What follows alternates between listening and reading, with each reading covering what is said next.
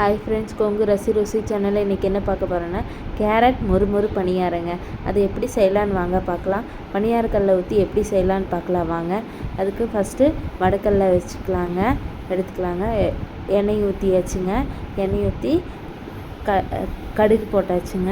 கடுகு நல்லா வெடிக்கட்டுங்க. கடலப்பருப்பு போட்டு நல்லா செவக்கிற அளவுக்கு வணக்கியாச்சுங்க. இனி பெரிய வெங்காயம் 4 பெரிய வெங்காயம் பொடி பொடியாக கட் பண்ணி உள்ளே போட்டு நல்லா வணக்கியாச்சுங்க. இனி சீரகம் போட்டு நல்லா வணக்கிக்கலாங்க. சீரகம் போட்டு நல்லா வணங்கினதுக்கப்புறங்க கேரட் துருவி வச்ச கேரட்டு, பெரிய கேரட் ஒன்றுங்க, அதையும் உள்ளே போட்டுக்கலாங்க. அதையும் நல்லா கிளறி விட்டுக்கலாங்க.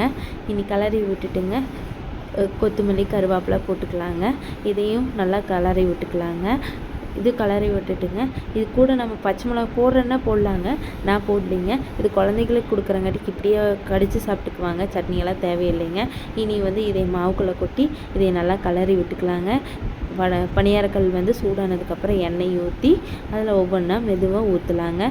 நான் மாவு கம்மியாகவும், கேரட்டு, வெங்காயம், கொத்தமல்லி கருவேப்பிலை இது கொஞ்சம் அதிகமாகவும் போட்டங்காட்டிக்கு மாவு கம்மியாக ஊற்றிருக்கேங்க. இந்த மாதிரி செய்யும்போது நல்லா மொறுன்னு வருங்க.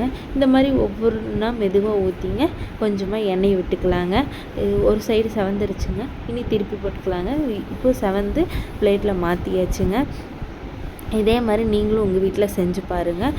கொங்கு ரசி ருசி சேனலுக்கு மறக்காமல் சப்ஸ்கிரைப் பண்ணுங்கள், கமெண்ட் பண்ணுங்கள், லைக் ஷேர் பண்ணுங்கள் ஃப்ரெண்ட்ஸ். தேங்க்யூ.